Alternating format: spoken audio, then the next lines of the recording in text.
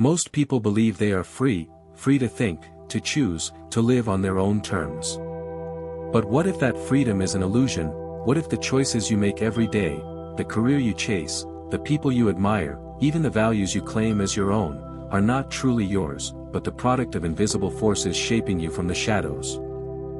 Philosophers throughout history have warned us about this hidden prison. Friedrich Nietzsche saw it in society's endless push for conformity, Carl Jung saw it in the unconscious shadows we bury deep within ourselves, and the Stoics, Seneca, Marcus Aurelius, Epictetus, saw it in the chains of desire and distraction that bind us to a shallow existence. The tragedy is not that these forces exist, the tragedy is that most people never recognize them. They live as puppets pulled by strings they cannot see, seeking approval, chasing pleasures, fearing rejection, while their true potential lies dormant, but philosophy offers us a way out. A way to strip away the illusions and reclaim what is rightfully ours: self-mastery, independence, and inner strength. This is not about rejecting the world, but about seeing it clearly, about building a fortress within yourself so strong that no deception, no manipulation, no false promise can shake it. In this exploration, we'll uncover 8 timeless principles drawn from Nietzsche, Jung, and Stoicism, principles designed not just to protect you from being controlled, but to help you rise above, to live with clarity, dignity, and unshakable power. We live in a world where most people proudly claim to be free to think, free to choose, free to live on their own terms, but look a little closer, and you'll notice something darker. The majority of human beings are not free at all. They are driven by forces they neither understand nor question. Nietzsche called this herd morality, the instinct to conform to the standards of the crowd, even when those standards crush individuality. Carl Jung took it further. He warned that our unconscious mind, filled with fears, desires, and buried memories, shapes our choices far more than we realize. And the Stoics, centuries earlier, explained how our obsession with status, possessions, and recognition enslaves us to external things we cannot control. This is the first step to true freedom, recognizing the hidden forces that pull your strings. Why do you work so hard at a job you hate? Is it because you chose it, or because society told you success looks like that? Why do you dress a certain way, talk a certain way, even believe certain things? Did these choices come from within, or were they planted by culture, family, peers, or media? Nietzsche once wrote, "The individual has always had to struggle to keep from being overwhelmed by the tribe."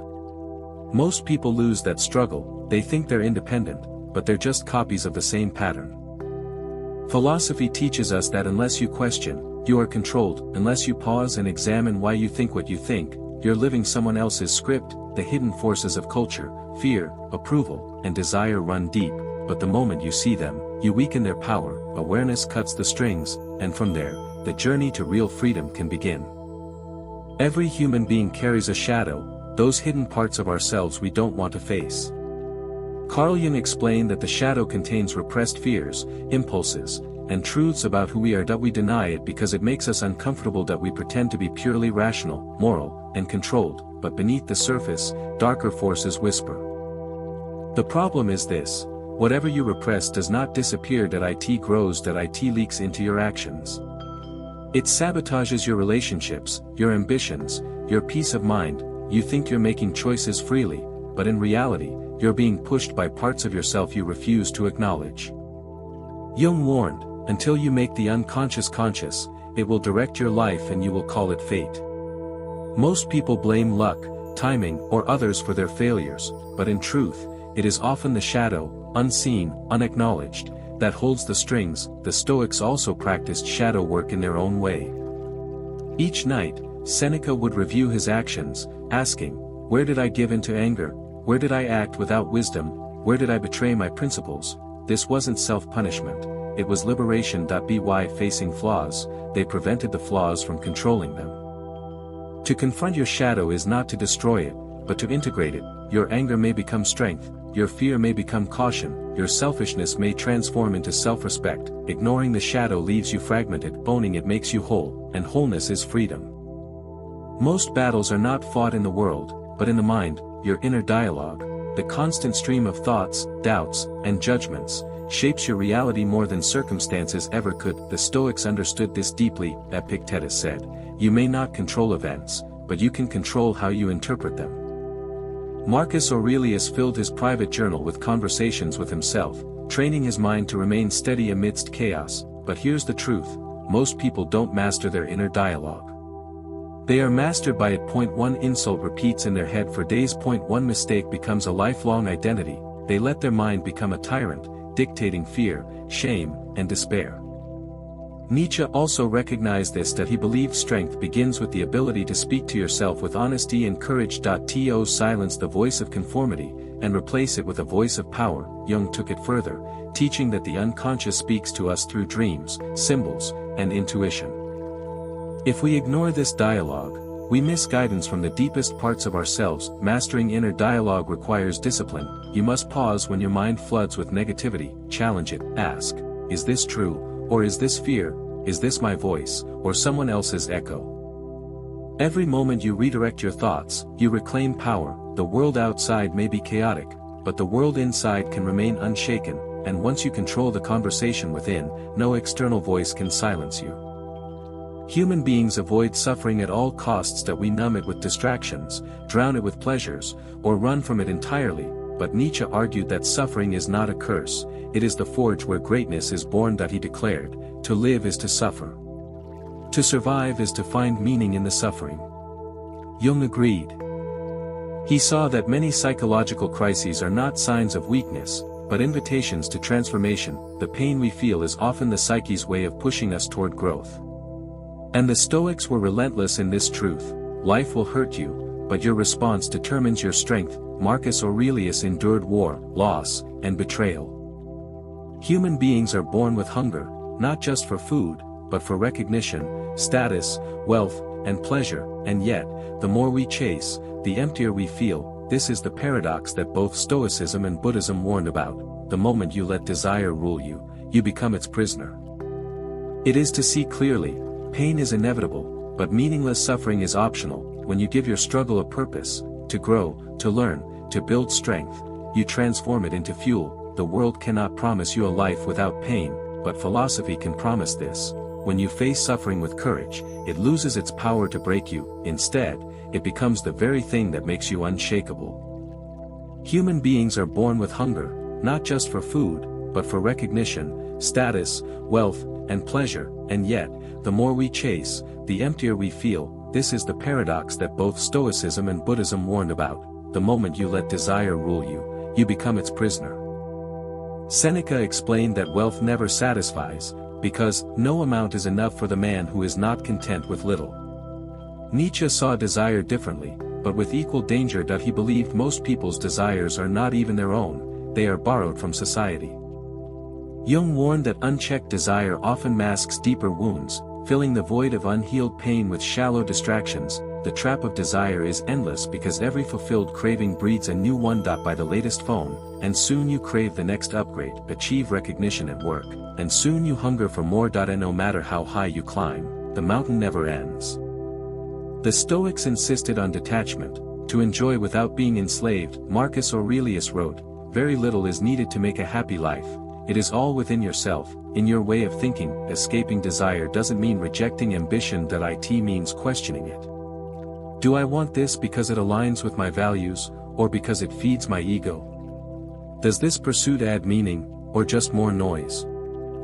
Real power comes when you can choose desire, rather than be chosen by it, when you can walk away from temptation, not because you lack the opportunity, but because you've already decided it doesn't control you. In a world addicted to wanting more, the one who can say, enough, holds the greatest strength of all. Modern life is filled with noise, notifications, conversations, entertainment, obligations, constant streams of distraction. Rarely do people sit alone with themselves, and yet, the greatest philosophers insisted that solitude is not a weakness, it is a necessity for true power. Nietzsche famously said, "The individual who does not value solitude will never truly value freedom."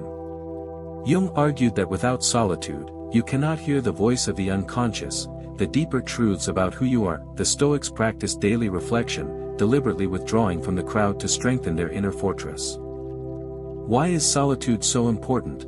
Because only in silence can you separate your thoughts from the crowd's thoughts. Surrounded by others, it's easy to adopt their desires, their fears, their judgments, but in solitude, masks fall away, you confront yourself as you truly are, without distraction, without applause, without anyone to impress.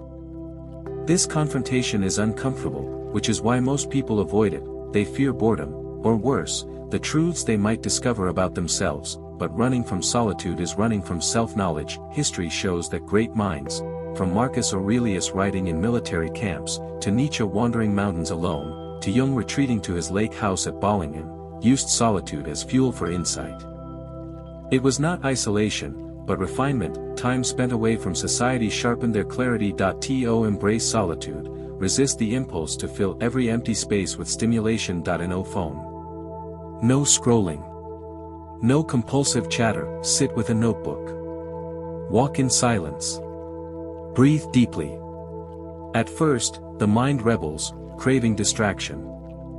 But slowly, a deeper voice emerges, the one drowned out by daily chaos, that is your real self speaking. Discipline of solitude means making time for reflection, even when the world demands your attention. When you return to society, you carry a strength others lack, the clarity that comes only from knowing yourself. In a world terrified of being alone, the one who embraces solitude stands unshakably free. Most people live by values they never chose. They inherit them, first from parents, then from culture, religion, society, and peers. They are told what is right, what is success, what is normal. And without questioning, they obey. Nietzsche warned that blind obedience creates herd animals, not free individuals. Jung emphasized that true individuation, the process of becoming fully yourself, requires breaking away from collective standards. The Stoics agreed, a life without examined principles is a life at the mercy of impulse and manipulation. So what does it mean to build your own code of values? It means stripping away what you've been told and asking, what truly matters to me? Is wealth meaningful, or do I only chase it because society praises it? Is status important, or is it an empty game? Is kindness a weakness, or is it my chosen strength? Nietzsche argued that the highest form of life is to create your own morality, not in arrogance, but in courage. He wrote, no price is too high to pay for the privilege of owning yourself. Creating a personal code doesn't mean rejecting all external values. It means consciously choosing which to keep and which to discard. For example, Stoics valued courage, wisdom, justice, and self-control. You may adopt those, but not because someone forced you, rather because you see their worth. Jung believed that only when we take ownership of our principles do we stop being puppets of the collective unconscious. The danger of living without a code is that you are easily swayed. You'll change your opinions depending on who you're with. You'll chase goals that aren't yours. You'll collapse under pressure, because your life lacks a foundation. But when you build a code, your code, you stand unshakable. Even when mocked, rejected, or alone, you'll know, I live by what I have chosen, and there is no greater freedom than that. At the root of all human anxiety lies one truth: we are afraid to die. This fear is subtle, often disguised as other fears, the fear of failure, of rejection, of missing out, of not achieving enough. But behind every restless craving for more lies a single terror, the awareness of mortality. Nietzsche said that to live fully, one must embrace life as if one would live it again and again, eternal recurrence. Jung believed death was not an end but a transition, and that accepting it freed the psyche from panic. The Stoics treated death as the ultimate teacher. Marcus Aurelius reminded himself daily, you could leave life right now. Let that determine what you do and say and think. Why is this principle so important? Because fear of death enslaves us to shallow living. We cling desperately to possessions, status, and recognition, believing they will make us immortal in memory. We avoid risks, suppress dreams, and compromise our truth, just to prolong existence, but in doing so, we never truly live. Seneca wrote, it is not that we have a short time to live, but that we waste much of it. Rising above the fear of death does not mean being reckless. It means clarity. It means using mortality as a compass, not a curse. Every decision becomes sharper. Is this worth my limited time? Every relationship becomes deeper. I may not have tomorrow, so I will not waste today. Every dream becomes urgent. I cannot delay what matters, because time will not wait. When you accept death, you are finally free, free from needing to impress, free from fearing loss, free from clinging to what does not matter. The Stoics called this memento mori, remember that you must die. Far from being morbid, it is a philosophy of power, because the one who accepts death can never be threatened, and in that acceptance lies the highest form of freedom, to live each day with courage, purpose, and unshakable peace.